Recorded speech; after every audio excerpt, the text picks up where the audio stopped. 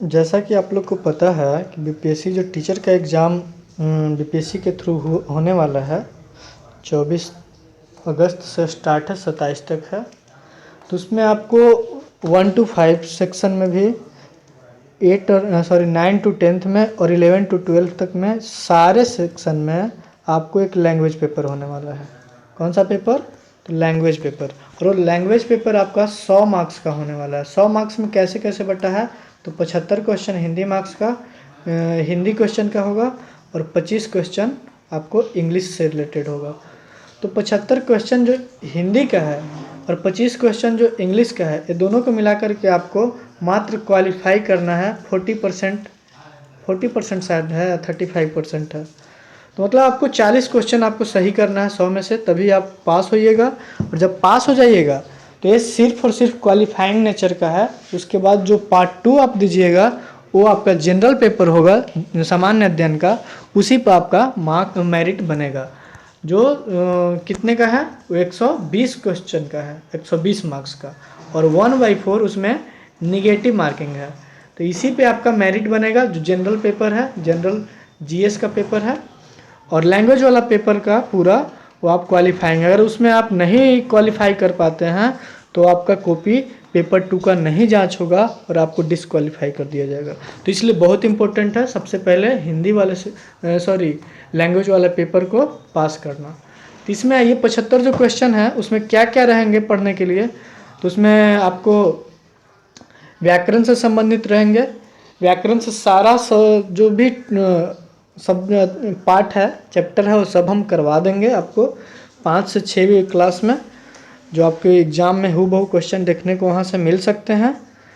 और ग्रामर से हिंदी के जो 75 क्वेश्चन है उसमें आपको 30 क्वेश्चन हो सकते हैं कि गद्यांश से आपको देखने को मिले। अनसीन पैसेज जिसको आप बोलते हैं, अनसीन पैसेज, वो आपको पैसेज में आपको पैसेज होंगे काव्य गद्य खंड से और पद खंड से, दोनों से हो सकते हैं। जैसे आप सीटेट में दिए होंगे तो आपको पता होगा गद्यांश कैसे रहते हैं। एक गद्यांश आपको पद खंड से रहता है और एक गद्यांश आपको किससे रहता है? तो गद्य खंड से रहता है, अनसीन पैसेज रहता है। तो हो सकता है 30 क्वेश्चन आपको, क्योंकि बीपीएससी सिलेबस डिफाइन नहीं किया है कि कितना किससे पूछेगा, क्या पूछेगा, तो हम लोग अनुमान ही लगा सकते हैं। और बाकी जो 40 क्वेश्चन से 45 क्वेश्चन आपको रहेगा वो ग्रामर सेक्शन से रहेगा। या ग्रामर सेक्शन से हम अगर 40 क्वेश्चन ले लें तो 5 क्वेश्चन आपका किसी बुक का ऑथर से रहेगा कि बुक के ऑथर कौन है, जैसे भारतेंदु हरिश्चंद्र के, रामधारी सिंह दिनकर के, या फिर आपको जो भी आप पढ़ाने जिस क्लास तक पढ़ाने के लिए टीचर बनना चाहते हैं 1 to 5 या 9 to 10th या 11 to 12, उसका हिंदी का आप चैप्टर देख लीजिए कि किस चैप्टर के कौन से लेखक हैं। तो 5 क्वेश्चन आपको चैप्टर के लेखक से भी संबंधित, ऑथर से संबंधित आपको, या क्या उसको बोलते हैं, हाँ, लेखक या कवि से संबंधित आपको 5 क्वेश्चन देखने को मिल सकते हैं। तो टोटल हम आपको 75 क्वेश्चन का डिफाइन किए हैं इस वीडियो में। बाकी इंग्लिश का जब वीडियो बनाएंगे तो इंग्लिश का ज़्यादा जोर नहीं, हिंदी और इंग्लिश दोनों को मिला करके आपको 100 में 40 क्वेश्चन सही कर लेना है, इतना ही आपको ध्यान देना है। और इसमें निगेटिव मार्किंग नहीं है। सबसे बड़ी बात है कि जो पेपर 1 है इसमें नो निगेटिव मार्किंग है, नो निगेटिव मार्किंग है। और जो 1/4 हम बताएं वो आपको जिस पे मेरिट बनेगा उस पेपर का निगेटिव मार्किंग है। तो इस चीज़ को आप ध्यान दीजिएगा, ठीक है। तो आइए हम लोग जो 40 से 45 नंबर का पूछेगा और ग्रामर से पूछेगा तो हम वही को क्यों न पहले कर ले। और ये आप लोग को पढ़ा हुआ है तो ये थोड़ा सा रिवीजन कर लेते हैं इस पर, जो कि ज़रूर हमको लगता है कि अगर इसको अच्छे से कर लिया जाए तो इसी सेक्शन से हम लोग लैंग्वेज पार्ट को पास कर जाएंगे। तो आइए सबसे पहले भाषा और व्याकरण के बारे में शॉर्ट जानकारी ले लेते हैं। भाषा भाष धातु से बना है, जिसका मतलब होता है बोलना, कहना या प्रकट करना, ठीक है ना। भाषा का महत्व क्यों पड़ता है तो आप थोड़ा सा पढ़ लीजिए कहानी कि मनुष्य एक सामाजिक प्राणी है। वो अपने विचारों को आदान प्रदान करने के लिए, अपने सोच क्या रहा है या उसका विचार क्या है उसको प्रकट करने के लिए वो क्या करेगा, जिस माध्यम का उपयोग करेगा वही माध्यम क्या कहलाता है? भाषा कहलाता है। पढ़ करके या पढ़ा करके या बातचीत करके या पत्र लिख करके, ये सब क्या हुआ, भाषा के माध्यम हो गया। तो भाषा वह साधन है जिसके द्वारा हम बोलकर या लिख कर अपने मन की बात या दूसरों के सामने प्रकट करते हैं। तो ये माध्यम है। ठीक है, तो भाषा के रूप पे आ जाएंगे तो मौखिक भाषा, लिखित भाषा, और तीसरा आप सांकेतिक भाषा भी डाल सकते हैं। सांकेतिक जो इशारा से होता है, सांकेतिक भाषा। ठीक है ना। तो भाषा के 3 प्रकार देगा तो 3 पे आप मारिएगा। मौखिक भाषा जिसको हम बोल करके प्रकट करते हैं, लिखित भाषा जो हम लिख करके प्रकट करते हैं। जैसे क्लास हम अभी आप लोग को हम बता रहे हैं तो मौखिक और लिखित दोनों का यूज कर रहे हैं। कहीं कहीं लिख भी दे रहे हैं तो लिखित भाषा का यूज हो गया, और जो आप सुन रहे हैं, जो मेरा आवाज़ सुन रहे हैं, वो मौखिक भाषा का एग्जाम्पल हो गया। जैसे कि आप एग्जाम्पल में पिक्चर के थ्रू देख भी रहे हैं कि ये गाना गा रहा है, राहुल गाना गा रहा है, तो ये मौखिक का हो गया। यहाँ पूजा कविता सुना रही है तो पूजा के द्वारा मौखिक भाषा का प्रयोग हो गया। नेहा मोबाइल पर सहेली से बात कर रही है तो ये भी मौखिक का एग्जाम्पल हो गया। लिखित भाषा जिससे हम अपनी बात दूसरे के सामने लिखकर प्रकट करते हैं।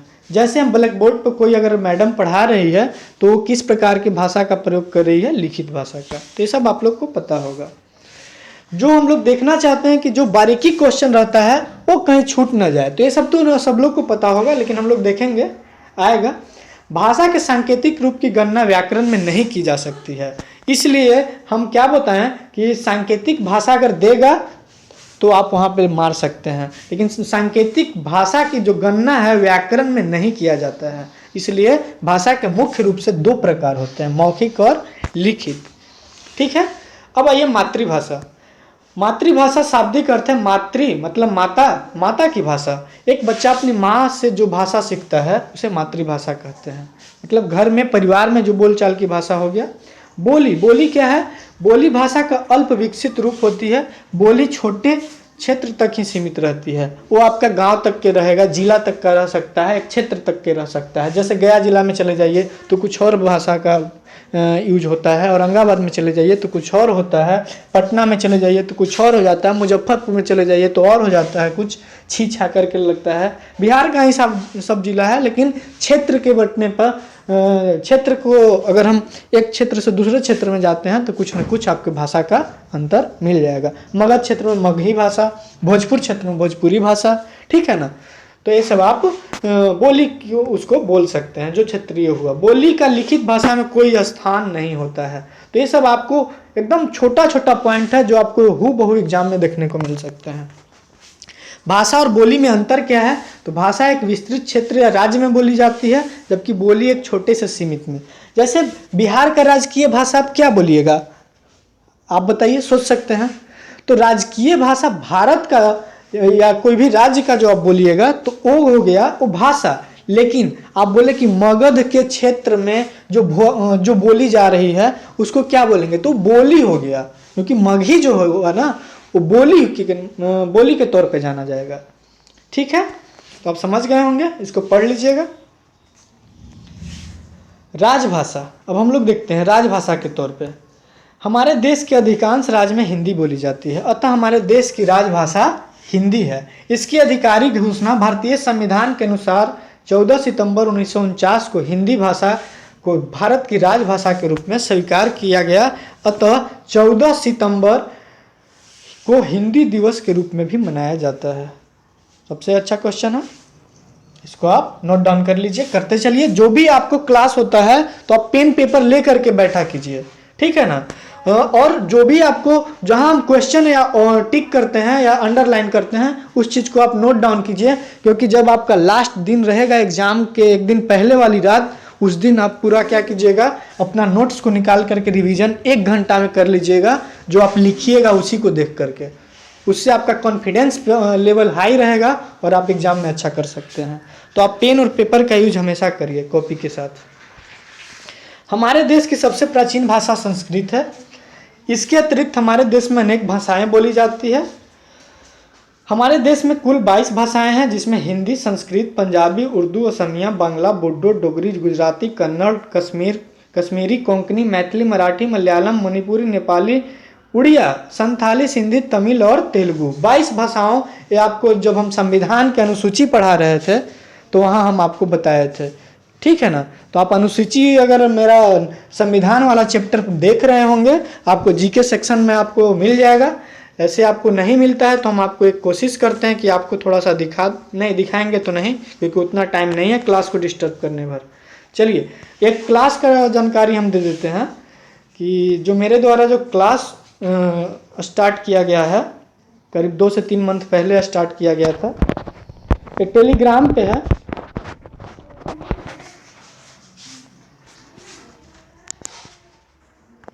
इसको आप देख सकते हैं। ये थोड़ा सा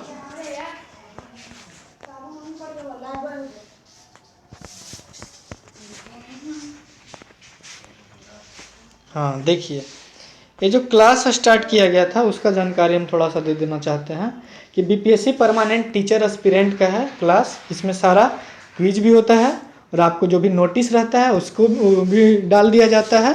क्योंकि आज वीडियो बनाया जा रहा है तो आज का न्यूज़ इसमें डाल दिया गया जो बीपीएससी के द्वारा आया है कि जो डेट बढ़ा करके 15/7 जो लास्ट डेट था उसको 19/7 तक कर दिया गया है।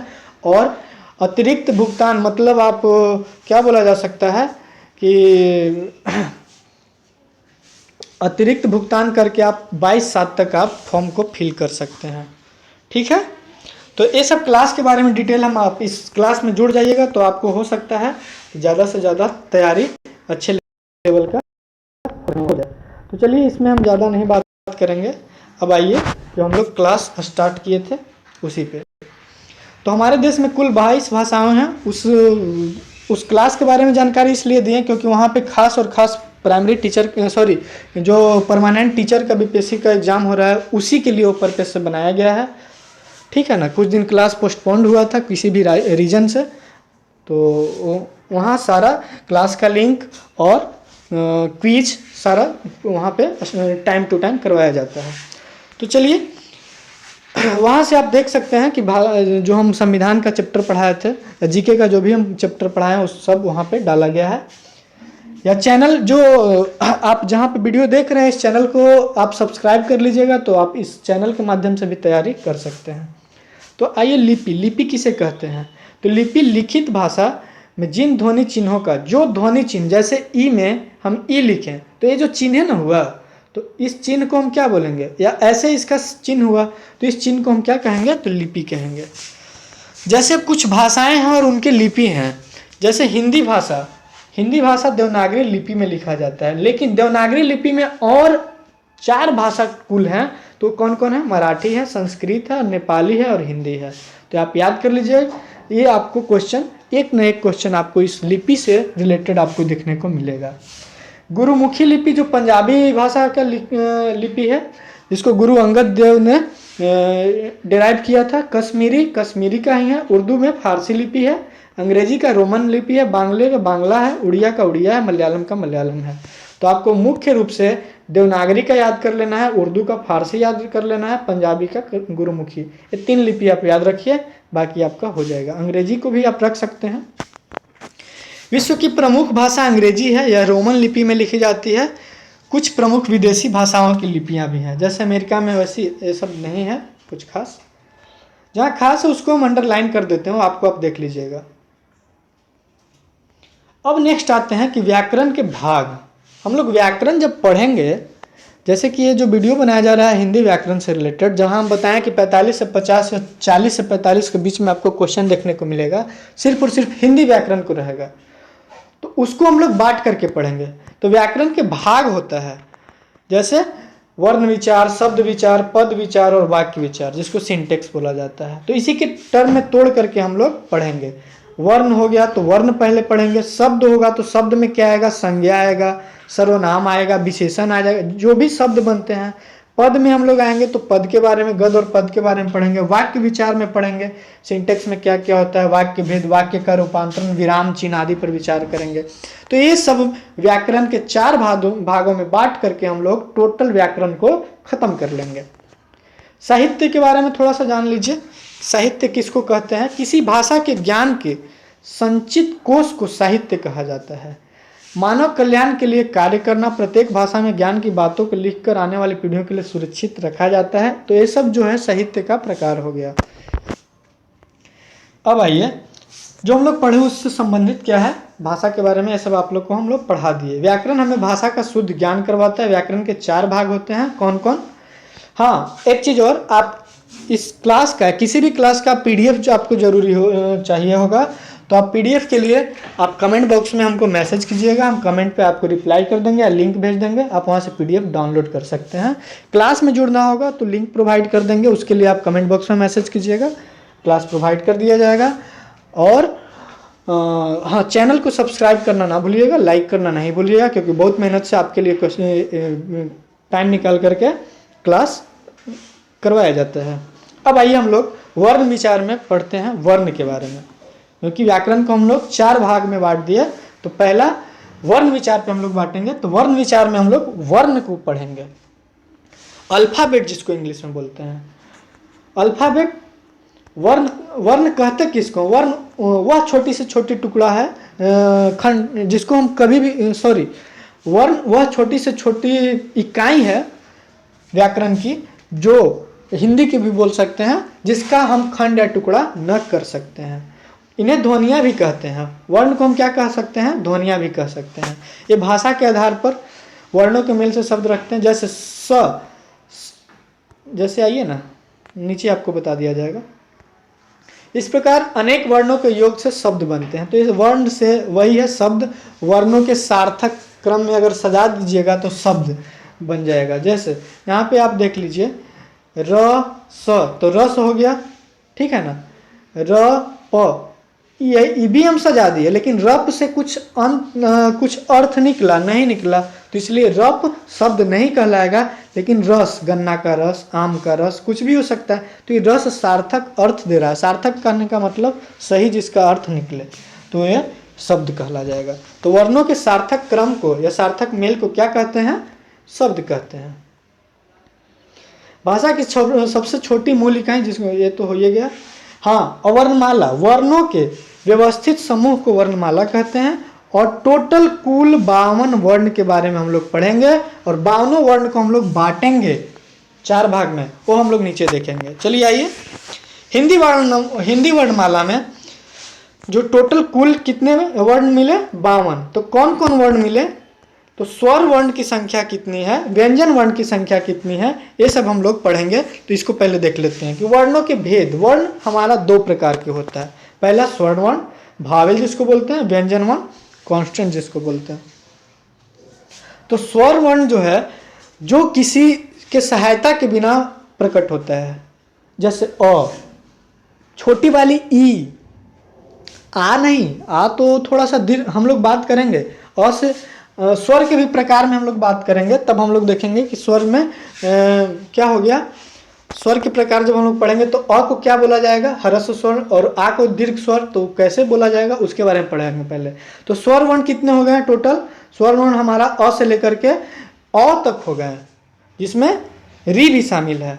लेकिन अन और अ इसमें नहीं काउंट होते हैं। अन और वह, अन को अनुस्वार और अ को विसर्ग के तौर पे जाना जाता है, इसको अयोगवाह कहते हैं।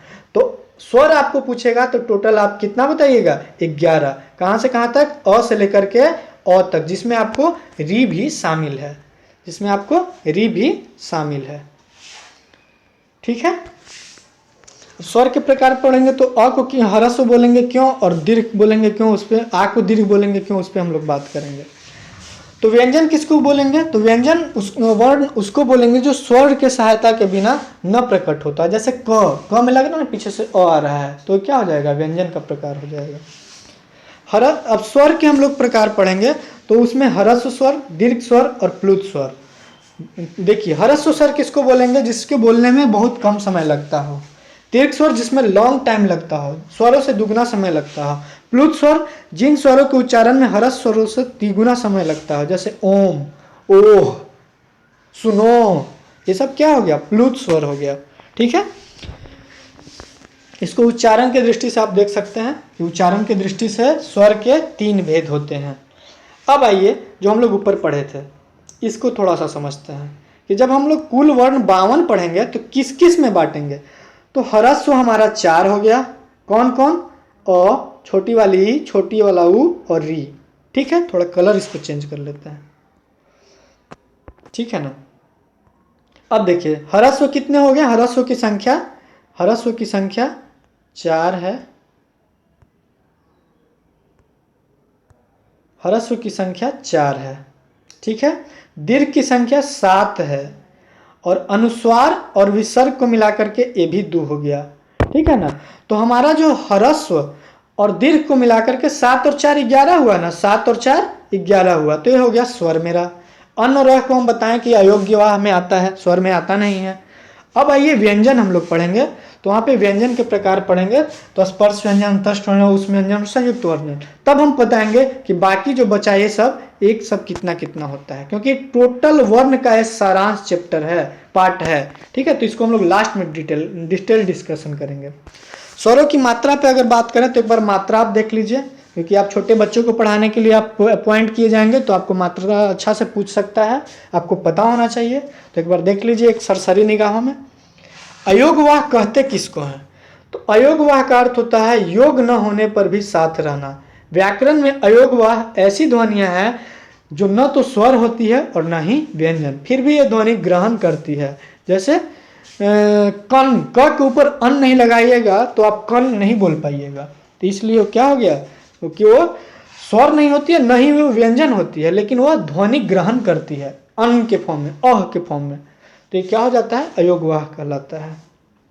अयोगवाह कौन कौन होते हैं? अनुस्वार, अनुनासिका जिसमें चंद्रबिंदु बोल सकते हैं, और विसर्ग, विसर्ग में जैसे बीच में अतः, अतः देखिए लास्ट में 2 डॉट मिल गया ना, और एक ऊपर डॉट मिला तो अनुस्वार, ऊपर चंद्र बिंदु मिला तो ये अनुनासिका या चंद्र बिंदु बोलेंगे, और 2 डॉट बगल में मिल गया तो इसको क्या बोलेंगे, हम लोग विसर्ग बोलेंगे। तो आप अयोगवाह के बारे में जान गए हो। अब आते हैं व्यंजन के बारे में। हम लोग इतना फास्ट इसलिए कर रहे हैं क्योंकि हम लोग कम समय में ज़्यादा चीज़ को कवर कर ले। ये आपको बीपीएससी या बिहार के जो भी लैंग्वेज वाला पार्ट होता है तो आपको पूरे अच्छे से ग्रामर उसमें करवा दिया जाएगा, संज्ञा से लेकर के समास, पूरा संधि, सब चीज़ पढ़ा दिया जाएगा। 1-2 क्लास हम डाल देंगे पर्यायवाची, विलोम, ये सब शब्दों का, एक शब्दों के अनेक शब्दों का एक वीडियो में हम वो सब डाल देंगे, और आप लोग कर लीजिएगा, आपको एग्जाम में क्वेश्चन नहीं छूटेगा और आप पास कर दे जाइएगा। और साइड से जो जनरल स्टडी का क्लास चल रहा है उसको भी आप लोग देखते चलिए। ये तो आपका सिर्फ और सिर्फ एलिजिबल, सॉरी, आप एग्जाम से बाहर ना हो इसके लिए है, क्योंकि इसमें पास करना जरूरी है। लैंग्वेज जो पार्ट है उसको क्वालिफाई करना बहुत जरूरी है। अब आइए व्यंजन के भेद पढ़ते हैं। व्यंजन के हमारे पास जो है 3 भेद होते हैं। कौन कौन?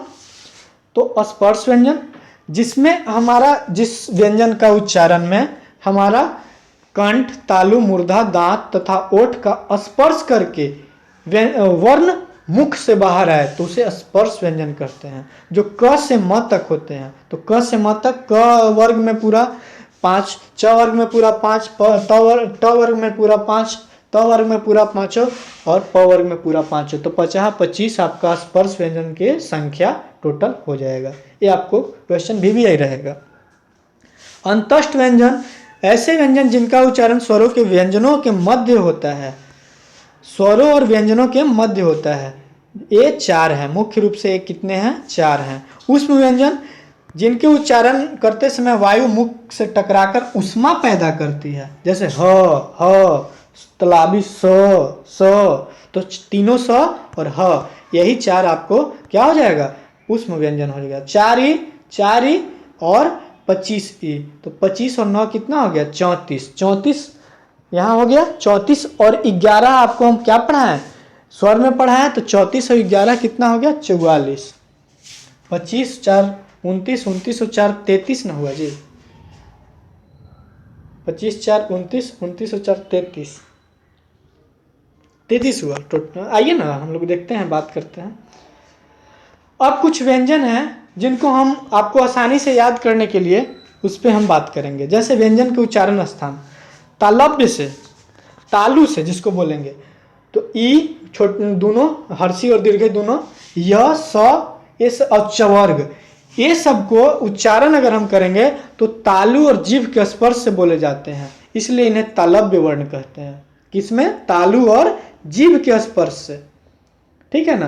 तो इसलिए इसको क्या बोला जाता है? तालव्य वर्ण कहा जाता है। इसको याद करने के लिए हम बोल सकते हैं इचु यसा नाम, आप याद रखिए, ई चू य सा नाम तालव्य।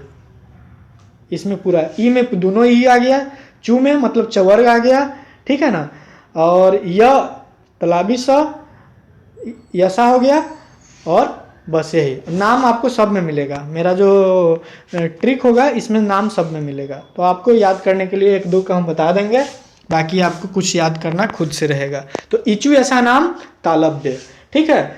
ऋतु रसा नाम, जैसा मूर्धा से आ गया तो र आ गया री वाला, फिर र आ गया, फिर मूर्धा वाला स आ गया मूर्धनी स। तो ये सब का उच्चारण जीभ के स्पर्श, मूर्धा और जीभ के स्पर्श से बोलने के कारण होता है।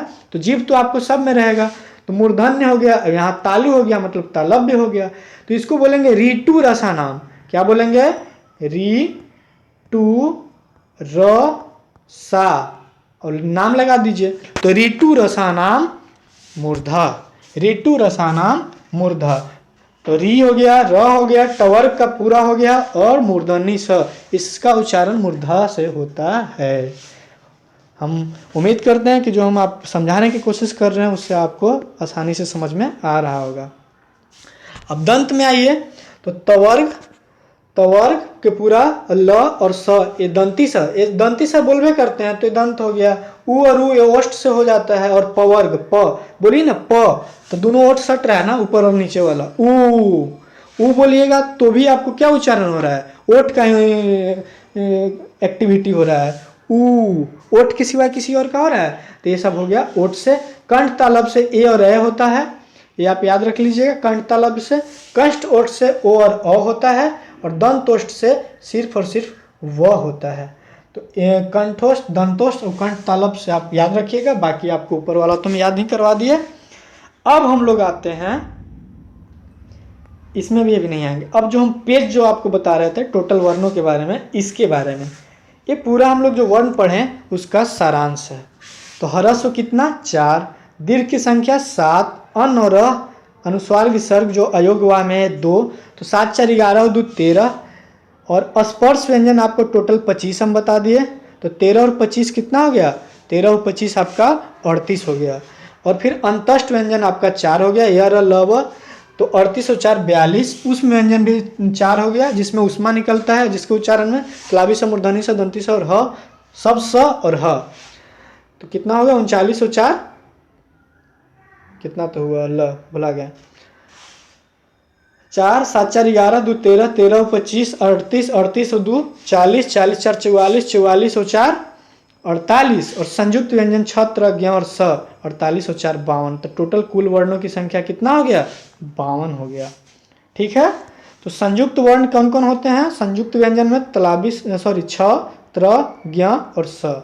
अंतस्थ व्यंजन यर लव, उष्म व्यंजन तलाबी स, मूर्धनी स, दंती स और ह। ये आप पूरा अच्छे से देख लीजिएगा एक बार, क्योंकि आपको इससे, इस पेज से सिर्फ आपको 2 क्वेश्चन से 3 क्वेश्चन आपको देखने को मिलेगा। और जो हम उच्चारण से संबंधित जो हम चैप्टर पढ़ाएं, ये वाला से आपको 2 क्वेश्चन आपको फिक्स मिलेगा, देख लीजिएगा। तो ये सब जो हम बता रहे हैं, ऐसा दावा हम नहीं कर रहे हैं, लेकिन हाँ एक बोला जाता है ना कि अनुभव होता है पढ़ने से, पढ़ाने से। तो यही है, क्वेश्चन पूछेगा कहाँ से? यही सबसे पूछेगा।